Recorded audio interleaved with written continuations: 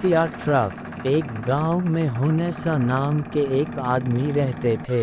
हुनैसा जी हमारे जिले के ही रहने वाले थे और शादीशुदा थे। उनके परिवार में उनके 2 छोटे भाई, माता पिता, पत्नी तथा 2 प्यारे बच्चे थे। हुनैसा जी कोलकाता में किसी सेठ के यहाँ ट्रक की ड्राइवरी करते थे। उन्हें ट्रक पर माल लाद कर दूर दूर के शहरों में जाना पड़ता था। वे बहुत ही मेहनती थे और अपना काम पूरी जिम्मेदारी व ईमानदारी से करते थे। उनके कार्यों से उनका सेठ भी बहुत ही खुश था और हर महीने उन्हें अपने साथ लेकर डाकघर जाता था और 1000-1200 उनके घर मनी ऑर्डर जरूर कराता था। हुनैसा जी की जीवन गाड़ी बहुत ही मजे में चल रही थी। कभी कभी जब उनको माल लेकर लखनऊ, बनारस आदि आना पड़ता तो वे थोड़ा समय निकाल कर घर पर भी आ जाते और घर वालों का हाल चाल लेने के बाद वापस चले जाते। एक बार की बात है कि हुनैसा जी रात को करीब 10 बजे ट्रक लेकर निकले। उन्हें दिल्ली की ओर जाना था। उनके साथ सामू नाम का एक खलासी भी था। हुनैसा जी खलासी को अपने बेटे जैसा मानते थे और उसे ट्रक चलाना भी सिखाते थे। अब सामू ट्रक चलाने में निपुण भी हो गया था। उस रात सामू ने जिद करके कहा कि आप आराम से सो जाए तो ट्रक चलाकर मैं ले चलता हूँ। हुनैसा जी ना कहकर ट्रक खुद चलाते हुए निकल पड़े और सामू उनके बगल में बैठा रहा। रात के करीब 1 बजे होंगे और ट्रक एक चौड़ी सड़क पर तेज गति से दौड़ा चला जा रहा था। अचानक हुनैसा जी को पता नहीं क्या हुआ कि वे सड़क किनारे ट्रक रोककर बीड़ी सुलगाकर पीने लगे।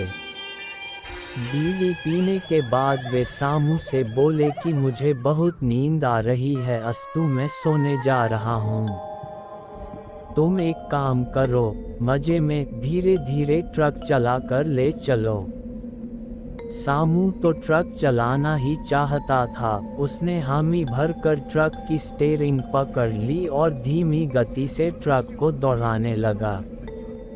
लगभग आधे 1 घंटे के बाद जब सामू को लगा कि अब हुनैसा जी गहरी नींद में सो रहे हैं तो उसको मस्ती सूझी। उसने ट्रक की स्पीड बहुत ही तेज कर दी और गुनगुनाते हुए ड्राइविंग करने लगा। अचानक उसे पीछे से एक और ट्रक आती दिखाई पड़ी, शायद जिसकी स्पीड और भी तेज थी। उसने सोचा कि शायद पीछे से आ रही ट्रक उससे आगे निकलना चाहती है। सामू का भी खून अभी तो एकदम नया था। वह भला ऐसा क्यों होने दे। उसने भी ट्रक का एक्सीलेटर चांपते हुए ट्रक को और भी तेज दौड़ाने लगा। अरे यह क्या, उसने ट्रक की स्पीड इतनी बढ़ा दी कि ट्रक अब उसके काबू से बाहर हो गई। वह कुछ सोच पाता इससे पहले ही ट्रक सड़क छोड़कर उतर गई और एक पेड़ से टकराकर पूरी तरह से नष्ट हो गई। इस दुर्घटना में हुनैसा जी तो प्रभु को प्यारे हो गए पर सामू बच गया। उसे कुछ ट्रक चालकों ने पास के अस्पताल में भर्ती कराकर उसके सेठ को सूचना भिजवा दी थी। सामू 4 से 5 दिन अस्पताल में पड़ा रहा। उसे अपनी गलती पर बहुत ही पछतावा हो रहा था। उसकी एक गलती से उसके पिता समान हुनैसा जी को अपनी जान गंवानी पड़ी थी। उसका दिल रो पड़ा था, पर अब विधि के विधान के आगे वह कर भी क्या सकता था।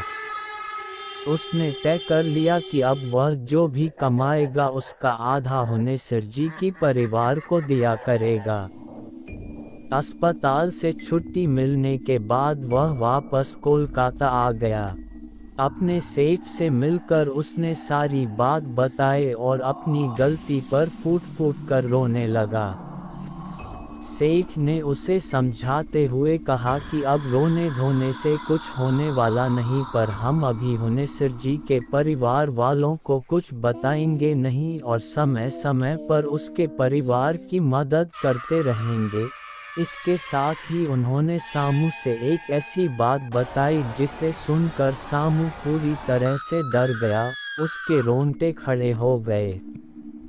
दरअसल सेठ ने सामू को बताया कि हुनेसर जी बराबर बताया करते थे कि मालिक, जब भी यहाँ से माल लेकर दिल्ली के लिए निकलता हूँ तो रात को करीब 1-2 बजे एक सुनसान जगह पर ऐसा लगता है कि कोई ट्रक तेजी से पीछे से आ रहा है और हमें ओवरटेक करने की कोशिश कर रहा है।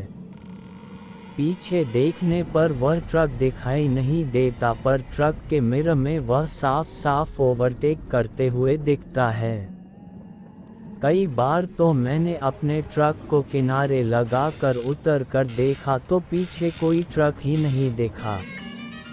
तेजी से आता वह ट्रक केवल रात को ही, और वह भी मिरर में ही दिखता है। मालिक, इस ट्रक के चक्कर में कई ट्रक वालों का एक्सीडेंट हो गया है।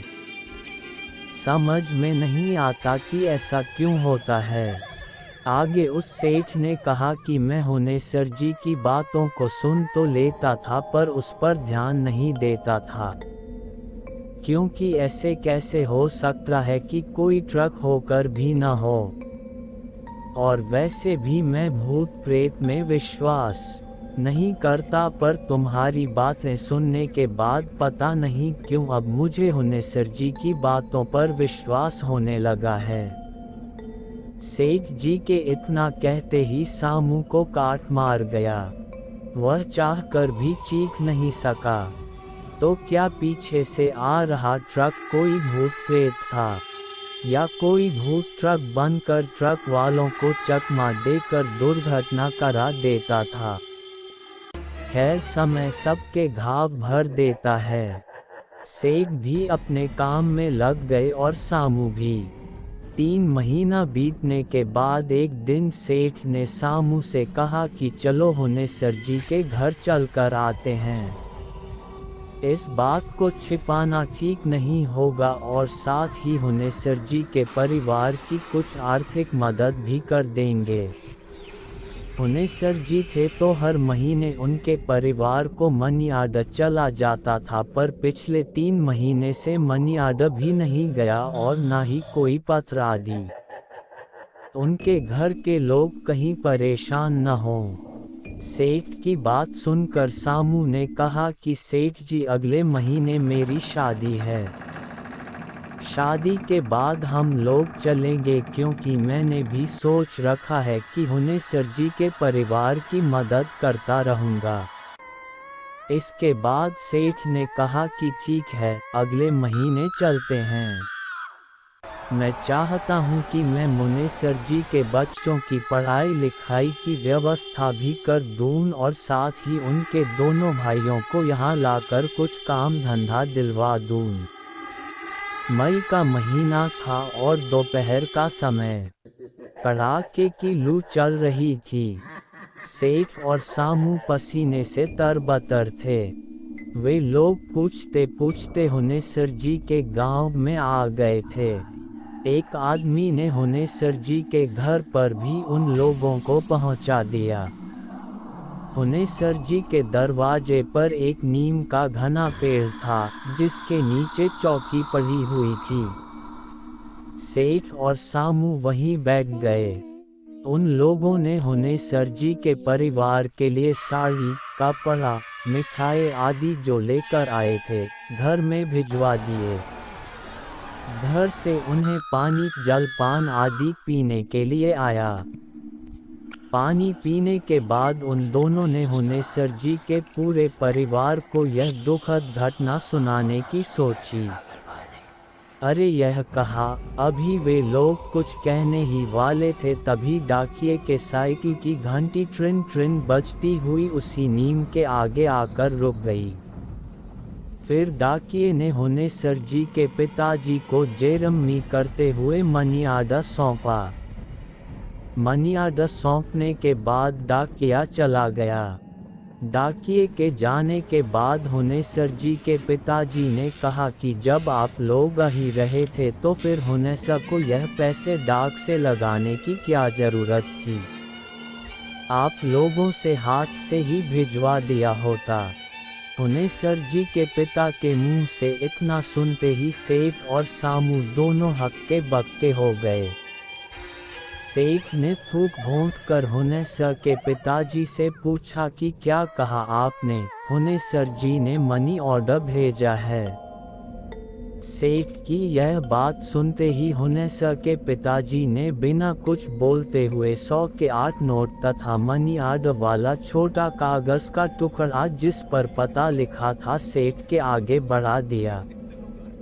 सेठ जल्दी जल्दी उस कागज के टुकड़े को उलट पुलट कर देखने लगे। उन्हें कुछ भी विश्वास ही नहीं हो रहा था, क्योंकि मनी ऑर्डर के उस कागज पर जो लिखाई थी वह हुनेसर जी की ही थी और वह पैसा उन्होंने पिछले महीने ही उसी डाकघर से लगाया था जहां से सेठ और वे बराबर हर महीने पैसा लगाया करते थे। अब तो सेठ एकदम से घबरा गए थे। साथ ही सामू के चेहरे का रंग भी उड़ गया था। उन दोनों को समझ में नहीं आ रहा था कि यह क्या हो रहा है। तभी हुनेसर जी बोल पड़े कि कुछ भी हो पर भगवान ऐसा लड़का सबको दें। हम लोगों की बहुत ही सुध रखता है और हर महीने थोड़ा कम या ज़्यादा मनी ऑर्डर जरूर कर देता है। इतना सुनते ही सामू बोल पड़ा कि काका, क्या पिछले महीने भी हुनेसर जी ने मनी ऑर्डर किया था? हाँ कहते हुए हुनेसर जी के पिताजी ने कहा कि अरे भाई, हाँ, पिछले महीने तो उसने 12 रुपए भेजे थे। इतना सब सुनने के बाद आप लोग खुद ही सोच लीजिए कि सेठ और सामू किस परिस्थिति में होंगे। अचानक सामू अपने आप को रोक न सका और फफक कर रो पड़ा। सेठ से रहा न गया और वे सामू को चुप कराते हुए खुद भी रुआंसू हो गए। हुनेसर जी के परिवार वालों को कुछ भी समझ में नहीं आ रहा था कि आखिर अचानक ये दोनों रोने क्यों लगे। अब उस नीम के नीचे गांव के अन्य लोग भी एकत्र हो गए थे। सेठ ने थोड़ी हिम्मत करके सारी बात कह डाली। यह बात सुनते ही वहां खड़े लोगों विशेषकर महिलाओं में रोवन पीटन शुरू हो गया, पर अभी भी हुनेसर जी के घर वाले यह मानने को तैयार नहीं थे कि पिछले 4 महीनों से हुनेसर जी नहीं है। अगर हुनेसर जी नहीं है तो इन 4 महीनों में जो 3 बार मनी ऑर्डर आए हैं वह किसने भेजा है? हैंडराइटिंग तो मुनेसर की ही है। अरे इतना ही नहीं, 2 महीने पहले उसका एक पत्र भी मिला था जिसमें उसने लिखा था कि बाबूजी, कुछ जरूरी काम आ जाने के कारण 1 साल तक मैं घर नहीं आ सकता, पर मनी ऑर्डर बराबर भेजता रहूँगा। काफ़ी कुछ सांत्वना के बाद हुनेसर जी के दुर्घटना की पुलिस द्वारा ली गई कुछ तस्वीरों और डॉक्टर की रिपोर्ट के बाद अंततः हुनेसर जी के घर वाले माने कि अब हुनेसर जी नहीं रहे, पर वह भी पूरी तरह से नहीं। गांव वालों और कुछ हितनात के कहने सुनने के बाद हुनेसर जी की अंतिम क्रिया संपन्न की गई। सारे कर्म विधिवत संपादित किए गए। इसके बाद हुनेसर जी के दोनों भाई सेठ के पास कोलकाता चले गए। सेठ ने उन्हें एक कारखाने में अच्छे वेतन पर नौकरी दिलवा दी। इसके साथ ही सेठ हर महीने हुनेसर जी के परिवार के लिए कुछ पैसे मनी ऑर्डर करता रहा। खैर जो भी, पर अभी भी सामू को यकीन नहीं कि उसका पीछा करने वाला ट्रक कोई भूत चला रहा था और मरने के बाद भी हुनेसर जी अपने परिवार को मनी ऑर्डर करते रहे। खैर अब हुनेसर जी के परिवार को पूरी तरह यकीन हो गया है कि अब हुनेसर जी इस दुनिया में नहीं हैं, क्योंकि अब उनका पत्र मनियार्ड आदि भी नहीं आता और इस घटना को भी तो काफ़ी समय हो गए।